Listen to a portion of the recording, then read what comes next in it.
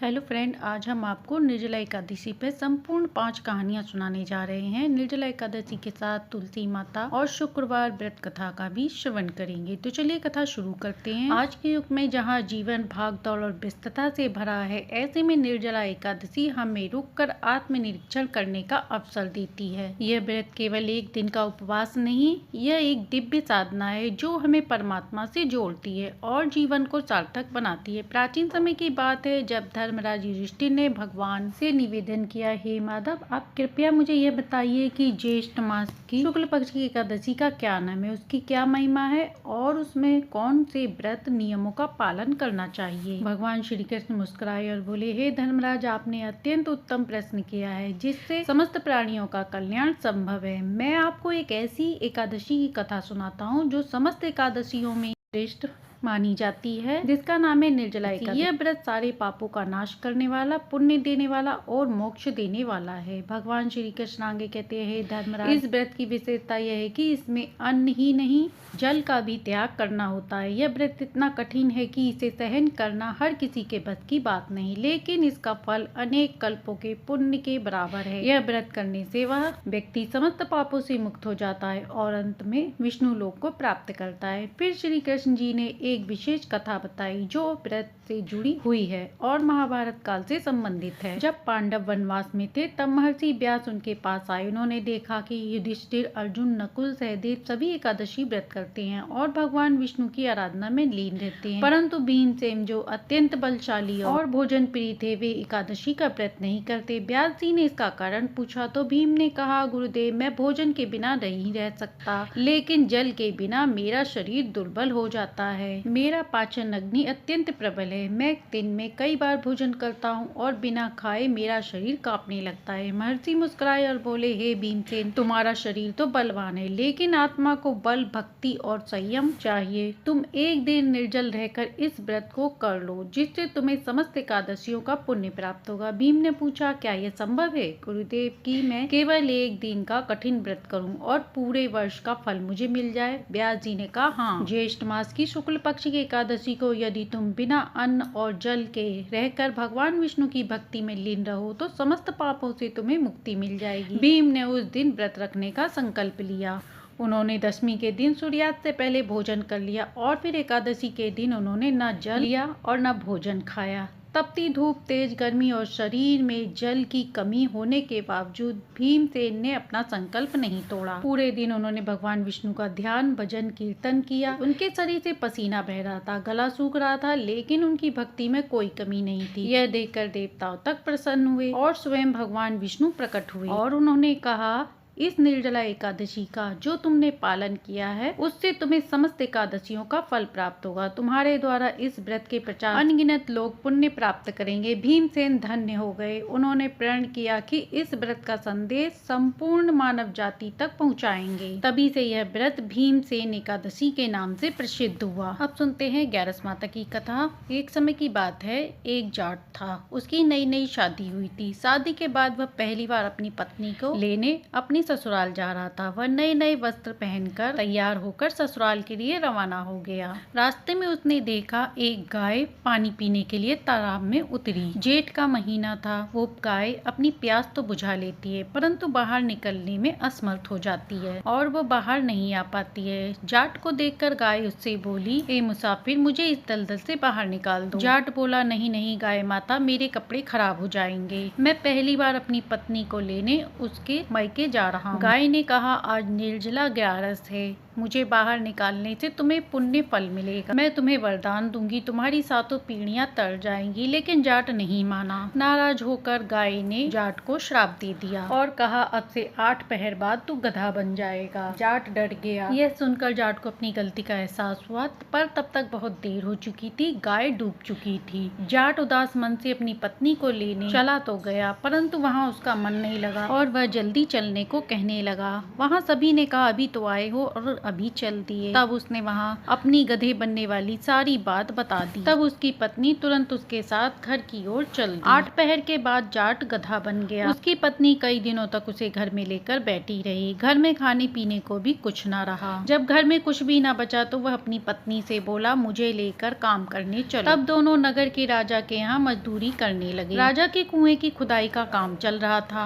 उसकी पत्नी अपने सिर पर मट्टी रखकर बेचने जाती। सभी मजदूर उससे कहते, अरे बहन, जब तेरे पास गधा है तो उससे काम क्यों नहीं लेती? पर वह कुछ नहीं बोली। दूर से राजा सब कुछ देख रहा था। तब राजा ने उससे पूछा, तुम्हारे पास गधा है तो तुम बोझ क्यों उठा रही हो? तब उसने कहा, महाराज, ये गधा नहीं, मेरे पति हैं। श्राप के कारण ये गधा बन गए हैं। उसने राजा को सारी बात बता दी। राजा ने पंडित को बुलवाकर इसका हल पूछा। पंडित ने बताया कि राजा जी, इसका एक ही हल है। जिस व्यक्ति ने अपने जीवन काल में 101 ग्यारस करी है और वो व्यक्ति अपनी इन 101 ग्यारस का फल इसको दे दे तो ये गधा से इंसान बन जाएगा। राजा ने पूरी नगरी में ढिंडोरा पिटवा दिया कि जिसने भी 101 ग्यारस करी हो, अगर वह व्यक्ति अपनी ग्यारस का फल दे देता है तो तब राजा उसे अपना आधा राज्य दे देगा। परंतु पूरी नगरी में कोई ऐसा व्यक्ति नहीं था जिसने 101 ग्यारस का व्रत पूर्ण किया हो। किसी ने 10, किसी ने 11 तो किसी ने 21 ही करी थी। तभी एक बुढ़िया माई आई और बोली, राजा जी, मैंने पूरी 101 ग्यारस करी है। राजा ने कहा, तुम अपनी ग्यारस इस गधे को दे दो तो मैं तुम्हें मुंह मांगा वरदान दूंगा। बुढ़िया बोली, महाराज, मैं धन लेकर क्या करूंगी? मैं आज हूँ, कल नहीं रहूंगी। मैं इसे 100 ग्यारस का फल दे दूंगी और 1 ग्यारस का फल अपने लिए रखूंगी। एक निर्जला एकादशी ग्यारस का फल मैं अपने पास रखूंगी, जो मुझे बैकुंठ धाम पहुँचाएगा और मुझे मोक्ष की प्राप्ति होगी। ऐसा कहकर बुढ़िया माई ने अपनी 100 ग्यारस का फल उस गधे को दे दिया और वह वापस इंसान बन गया। लेकिन 1 ग्यारस की कमी से उसकी पूंछ रह गई। इसके बाद जाट और जाटिनी ने निर्जला एकादशी का व्रत रहा। निर्जला एकादशी व्रत के प्रभाव से उसकी पूंछ भी गायब हो गई। हे ग्यारस माता, जैसे आपने अपनी कृपा उस जाट पर करी, ऐसे ही अपनी कथा कहानी कहते सुनते हुकारा भरते सभी पर अपनी कृपा बनाए रखना। तो सबसे पहले सुनते हैं तुलसी माता की कथा। किसी नगर में एक ब्राह्मण ब्राह्मणी रहते थे। भगवान विष्णु के परम भक्त थे। साथ में तुलसी माता की सेवा पूजा करते। रोज नदी में स्नान कर विष्णु भगवान माता तुलसी की पूजा करते और तुलसी जी की कथा पूजन करते। एक दिन भी ऐसा नहीं होता कि जब वह अपने नियमों का पालन ना करते हों और वह हमेशा प्रार्थना करते कि हे तुलसी माता, हम पर हमेशा अपनी कृपा बनाए रखना, कुछ भी हो जाए पर अपनी भक्ति से हमें वंचित ना करना। ब्राह्मण ब्राह्मणी के शादी के 15 साल हो गए थे, परंतु उनके कोई संतान नहीं थी। ब्राह्मण को इतनी उदासी कभी नहीं होती थी, परंतु उसकी पत्नी बहुत दुखी होती थी। वह ब्राह्मण से कहती, हमारी शादी को 15 साल हो गए, परंतु तुलसी माता ने हमें अभी तक कोई संतान नहीं दी। ब्राह्मण उसे समझाता और कहता, कोई बात नहीं, जरूर तुलसी माता ने हमारे लिए कुछ अच्छा सोचा होगा। तुम उन पर विश्वास रखो और अपना विश्वास मत खोना। ब्राह्मणी कहती कि मुझे उन पर विश्वास है, पर अपने मन को कैसे मनाऊं जो संतान सुख भोगने के लिए तैयार है। ब्राह्मण ने कहा कि तुम कैसी संतान चाहती हो? ब्राह्मणी ने कहा कि मेरी इच्छा है तुलसी माता ही मुझे अपनी बेटी के रूप में मिल जाएं। एक दिन दोनों पति पत्नी गंगा स्नान के बाद पूजा कर घर आ रहे थे। रास्ते में उन्हें एक बच्ची की आवाज सुनाई दी। ब्राह्मण ने कहा, मुझे कुछ सुनाई दे रहा है, क्या तुम्हें भी सुनाई दिया? ब्राह्मणी ने कहा, हाँ सुना तो, पर हो सकता है वह किसी और को बुला रही होगी, हमें कोई क्यों बुलाएगा? यह कह के वह दोनों आगे बढ़ गए। आवाज फिर आई, माँ बाबा, क्या आपने मेरी आवाज नहीं सुनी? मेरे लिए रुको तो जरा। दोनों ने पीछे मुड़कर देखा तो एक लड़की दिखाई। उसने कहा, बाबा माँ, मैं हूँ, आप दोनों को बुला रही हूँ। मेरा नाम तुलसी है, क्या आप दोनों मुझे अपने घर रहने दोगे? तब ब्राह्मणी ने कहा, हाँ हाँ बेटी, तुम्हें अपने घर रहने देंगे, पर तुम्हारे घर का क्या? तुम्हारे माता पिता कहाँ हैं? कन्या ने कहा, माँ बाबा, सही समय आने पर मैं सब बता दूँ, तब तक के लिए मुझे अपने साथ रहने दो। वे दोनों तुलसी को अपने घर लाकर लाड़ प्यार से उसका लालन पालन करने लगे। एक दिन तुलसी ने कहा, माँ, आज मेरा मन खीर पूरी खाने का हो रहा है, क्या आप बना दोगी? ब्राह्मणी ने कहा, हाँ बेटी, कुछ देर इंतजार करो, बना देती हूँ। ब्राह्मणी खीर पूरी बनाकर लाई। तुलसी को अपने हाथों से खिलाया। तुलसी कहती है, माँ आप मुझे इतना प्यार क्यों करती हैं? ब्राह्मणी ने कहा, बेटी मेरे जीवन में आकर तुमने जो खालीपन था उसे दूर कर दिया। तुलसी के साथ ब्राह्मणी का समय कैसे गुजर जाता उसे पता ही नहीं चलता। धीरे धीरे तुलसी बड़ी होने लगी और वह विवाह योग्य हो गई। एक दिन ब्राह्मण ने अपनी पत्नी से कहा, भाग्यवान हमारी बेटी ब्याह लायक हो गई है। ब्राह्मणी ने कहा, हमारी बेटी गुणवान है, उसके लिए योग्य वर कहाँ से ढूंढेंगे? तभी तुलसी आई और कहा कि आप परेशान ना हो, अगले महीने कार्तिक शुक्ल पक्ष की एकादशी है जो मेरे विवाह के लिए तैयार की गई है। आप उसी दिन मेरा विवाह करना। ब्राह्मणी ने कहा, परंतु ऐसा कैसे हो सकता है? मैं तुम्हें अपनी आंखों से कैसे दूर करूंगी? बेटी तुम्हारे बिना तो मैं मर जाऊंगी। तुलसी ने कहा, माँ मैं हमेशा तुम्हारे पास रहूंगी। धीरे धीरे समय व्यतीत होता है और शुक्ल पक्ष की एकादशी का दिन आ जाता है। तुलसी के माता पिता ने सारी तैयारी कर ली। तुलसी भी सज धज के दुल्हन बन जाती है। ब्राह्मणी तुलसी जी से कहती है कि बेटी मेरे को समझ में नहीं आ रहा कि तुम्हारा दूल्हा कहाँ से आएगा। वह बातें ही कर रही होती है, तभी बाहर ढोल नगाड़े की आवाज सुनाई देती है। बाहर जाकर देखती है तो बाराती आ जाती है। ब्राह्मणी दरवाजे पर जाती है और दूल्हे को देखकर झूम उठती है और मन ही मन कहती है, हे तुलसी माँ आपने तो मेरी सारी मनोकामना पूर्ण कर दी। इसके बाद ब्राह्मण और ब्राह्मणी मिलकर तुलसी का विवाह धूमधाम से करते हैं। जब तुलसी विदा होने लगती है तो ब्राह्मण ब्राह्मणी कहते हैं, बेटी आज तक हम अनजान हैं कि तुम हमारे यहाँ कैसे आई और हमारे पास क्यों आई। तुम्हारा विवाह भी हमारे लिए एक पहेली बना हुआ है। तभी तुलसी और भगवान विष्णु शालिग्राम के रूप में प्रकट हो जाते हैं। तब तुलसी जी ने कहा कि माँ आप चाहती थी कि मैं बेटी के रूप में आपके यहाँ जन्म लूं, इसीलिए मैंने ये सब किया। ब्राह्मण ब्राह्मणी बहुत खुश हुए और कहने लगे कि हमारा जीवन तो धन्य हो गया माँ, आपकी सेवा में यदि कोई कमी हो तो हमें माफ करना। इसके बाद तुलसी जी और शालिग्राम भगवान ने कहा कि आप दोनों की भक्ति से हम दोनों अत्यंत प्रसन्न हैं। हम आपको वरदान देते हैं कि आपके जीवन में किसी भी चीज की कोई कमी नहीं होगी, आप दोनों हमेशा निरोगी बने रहोगे। ब्राह्मण ब्राह्मणी कहने लगे, आपके जाने के बाद हम दोनों करेंगे क्या, हमारे जीवन को मुक्ति दे दें। तब तुलसी माता ने कहा,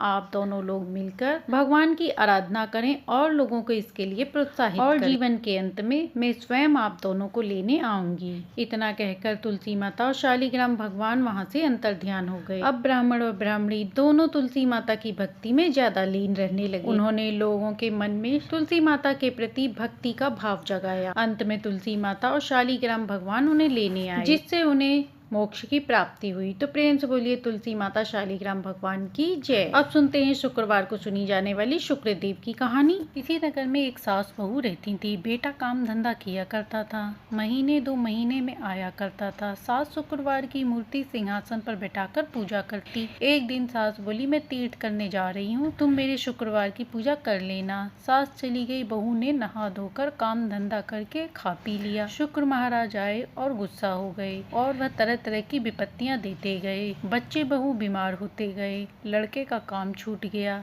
बीमारी में सब पैसा खत्म हो गया। बहू पूजा पाठ नहीं करती थी, इसीलिए वह शुक्रवार की मूर्ति झाड़ पोंछ कर कूड़े में डाल आई। जब साग तीत करके घर आई तो देखा घर में बहुत दुख हो रहा है। रात को सपने में शुक्र महाराज ने कहा, तेरी बहू ने मेरी पूजा नहीं करी, इसीलिए तेरा सारा धन नष्ट हो गया। सुबह उठकर सास ने देखा तो मूर्ति नहीं है।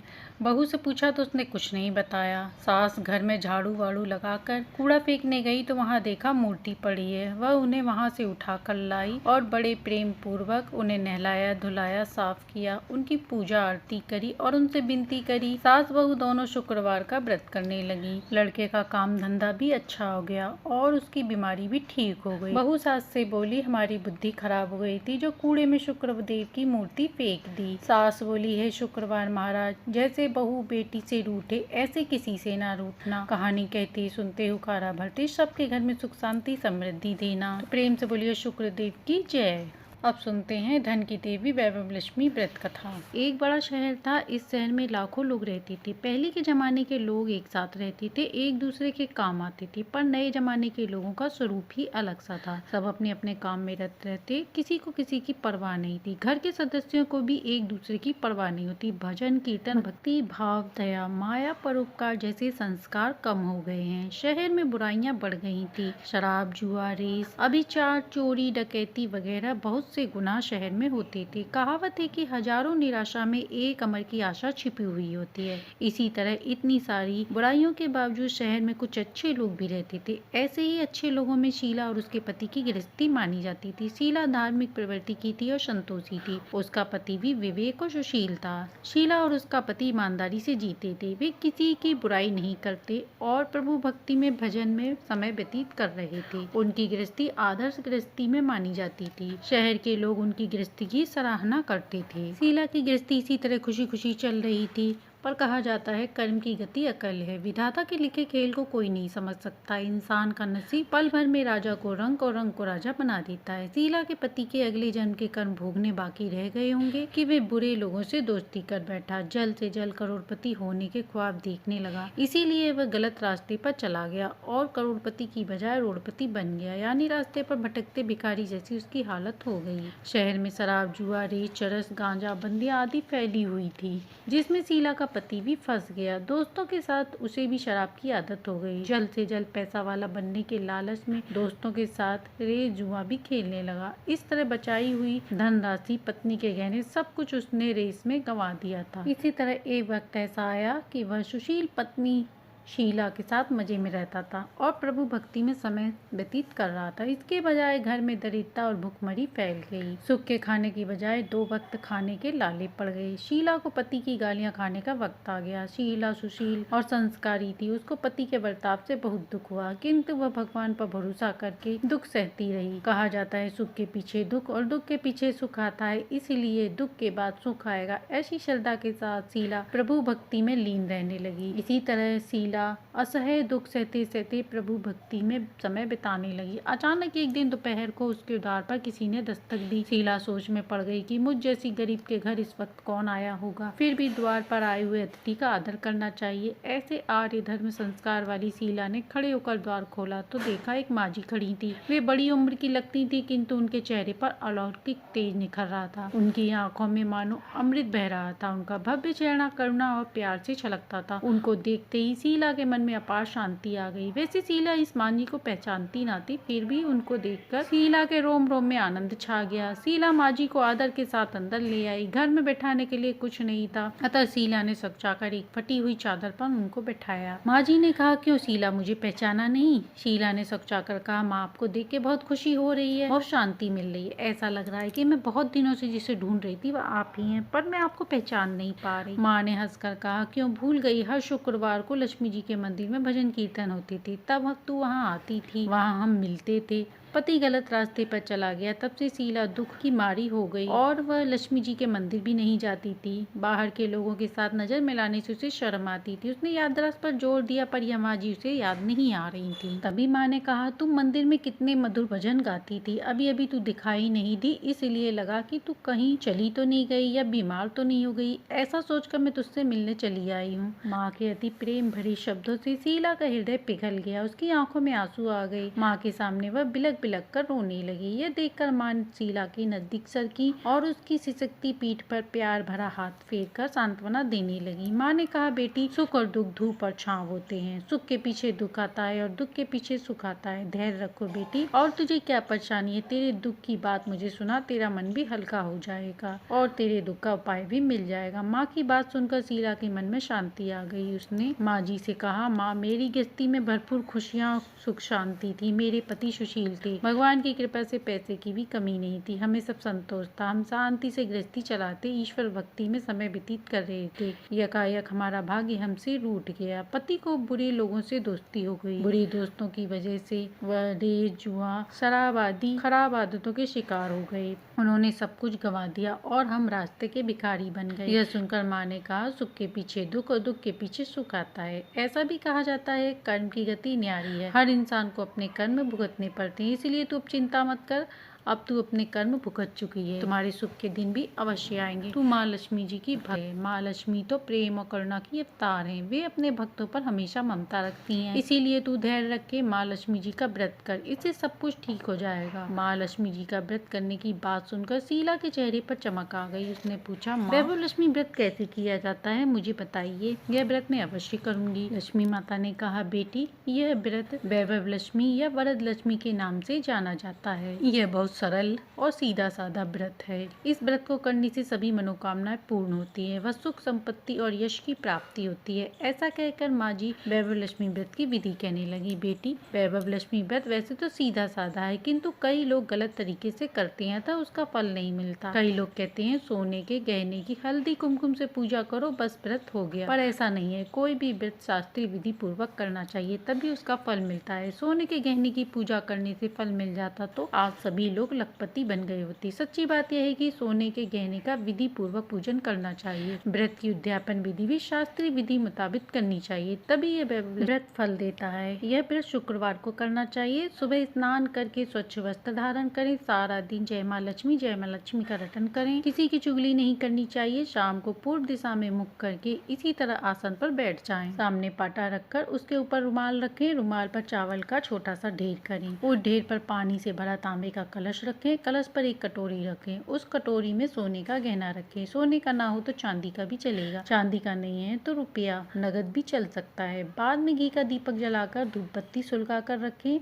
माँ लक्ष्मी के बहुत स्वरूप हैं और माँ लक्ष्मी को श्री यंत्र अत्यंत प्रिय है। अतः वैभव लक्ष्मी में पूजन विधि करते वक्त सर्वप्रथम श्री यंत्र और लक्ष्मी जी के विविध स्वरूपों का सच्चे दिल से हृदय से दर्शन करो। इस पुस्तक के अगले पृष्ठ पर श्री यंत्र और लक्ष्मी जी के विविध स्वरूपों की छवि दी गई है। इसके बाद लक्ष्मी स्वतंत्र पाठ करो। बाद में कटोरी में रखे गहने, रुपए, हल्दी, कुमकुम, चावल चढ़ाकर पूजन करो। लाल रंग का फूल चढ़ाओ। शाम को कोई मीठी चीज बनाकर प्रसाद हो। ना हो सके तो शक्कर या गुड़ भी चल सकता है। फिर आरती करके 11 बार सच्चे हृदय से जय माँ लक्ष्मी का रटन करो। 21 शुक्रवार यह व्रत करने का माँ के आगे संकल्प करो और आपकी जो मनोकामना हो वह पूरी करने को माँ से विनती करो। फिर माँ का प्रसाद बांट दो और थोड़ा अपने लिए रख लो। अगर आप में शक्ति हो तो सारा दिन उपवास रखो और सिर्फ प्रसाद खाकर व्रत करो। अगर शक्ति ना है तो एक बार प्रसाद ग्रहण करते समय खाना खा ले और थोड़ी भी शक्ति ना है तो 2 बार भोजन कर सकते हैं। बाद में कटोरी में रखा गहना या रुपया ले लो। कलश का पानी तुलसी के क्यारे में डाल दो। चावल पक्षियों को डाल दो।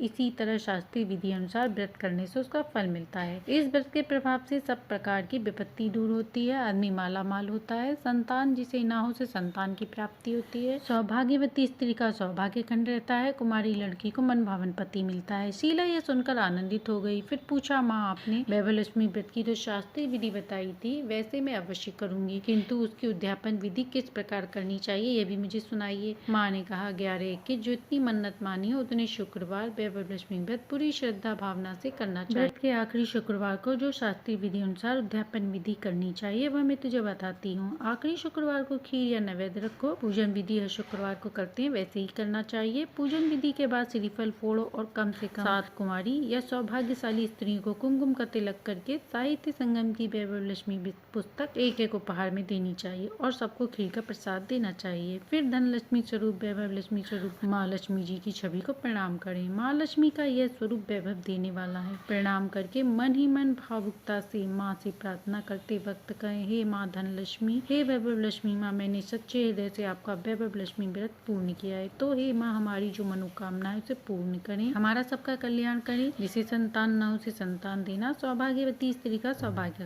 रखना, कुंवारी लड़की को मन भावन पति देना। आपका ये चमत्कारी वैभव लक्ष्मी व्रत जो करे उसकी सब विपत्ति दूर करना, सबको सुखी करना। हे माँ आपकी महिमा अपरंपार है। इस तरह माँ की प्रार्थना करके माँ लक्ष्मी जी के धन लक्ष्मी स्वरूप को भाव वंदन करो। माँ के पास से वैभव लक्ष्मी व्रत की शास्त्रीय विधि सुनकर शीला भाव विभोर उठी। उसे लगा मानो सुख का रास्ता मिल गया। उसने आंखें बंद करके मन ही मन उसी क्षण संकल्प किया, हे वैभव लक्ष्मी माँ, मैं माँ जी के कहे मुताबिक श्रद्धा विधि शास्त्रीय विधि अनुसार वैभव लक्ष्मी 21 शुक्रवार करूंगी और व्रत की शास्त्रीय विधि अनुसार उद्यापन करूंगी। शीला ने संकल्प करके आंखें खोली तो सामने देखा कोई नहीं था। वह विस्मित हो गई कि माँ जी कहाँ गई। वह माँ जी दूसरा कोई नहीं, साक्षात लक्ष्मी जी ही थी। शीला लक्ष्मी जी की भक्त थी, इसीलिए अपने भक्त को रास्ता दिखाने के लिए माँ जी का रूप रख के शीला के पास आई थी। दूसरे दिन शुक्रवार था। सवेरे स्नान करके स्वच्छ कपड़े पहनकर शीला ने मन ही मन श्रद्धा से पूरे भाव से जय माँ लक्ष्मी का रटन किया। सारा दिन दिन किसी की चुगली नहीं की। शाम हुई तो हाथ मुंह धोकर शीला पूर्व दिशा में मुँह करके बैठी। घर में पहले सोने के बहुत गहने थे, पर पतिदेव ने गलत रास्ते पर चलकर सब गिरवी रख दिए।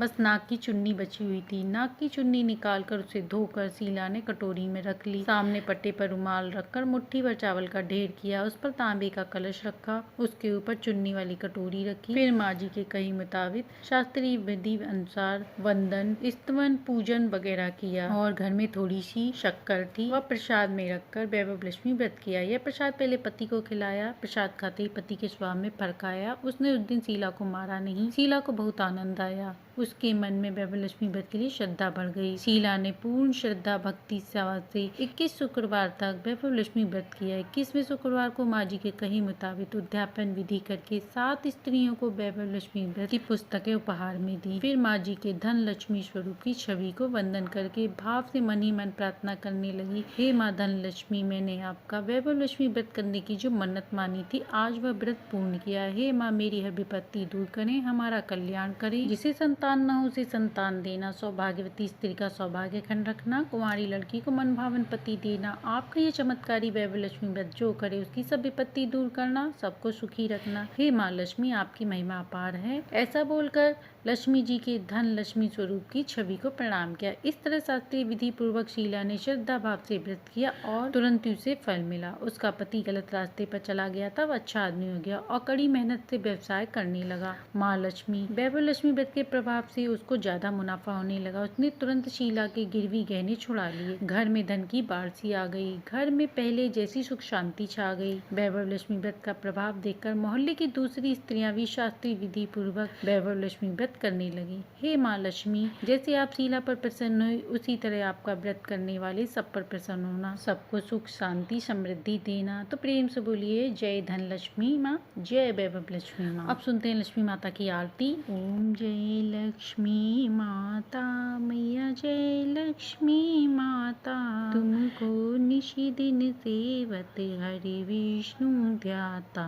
ओम जय लक्ष्मी माता, उमा रमा ब्रह्मांडी तुम ही जग माता, सूर्य चंद्रमा ध्यावति नारद ऋषि ज्ञाता। ओम जय लक्ष्मी माता, दुर्गा रूप निरंजनी सुख संपत्ति दाता, जो कोई तुमको ध्याता रिद्धि सिद्धि धन पाता। ओम जय लक्ष्मी माता, तुम पाताल निवासिनी तुम ही शुभ दाता, कर्म प्रभाव प्रकाशिनी भव निधि की त्राता। ओम जय लक्ष्मी माता, जिस घर में तुम रहती सब सद्गुण आता, सब संभव हो जाता मन नहीं घबराता। ओम जय लक्ष्मी माता, तुम बिन यज्ञ न होवे वस्त्र न कोई पाता, खान पान का वैभव सब तुमसे आता, शुभ गुण मंदिर सुंदर क्षीरोत दी जाता, रत्न चतुर्थ तुम बिन कोई नहीं पाता। ओम जय लक्ष्मी माता, महालक्ष्मी जी की आरती जो कोई नर गाता, बुरे आनंद समाता पाप उतर जाता। ओम जय लक्ष्मी माता, बोलो भगवती लक्ष्मी जी की जय। तो ये थी शुक्रवार के दिन सुनी जाने वाली वैभव लक्ष्मी व्रत कथा आरती सहित, जिसे सुनने से लक्ष्मी जी की विशेष कृपा प्राप्त होती है। कथा अच्छी लगी हो तो लाइक शेयर एंड सब्सक्राइब करें।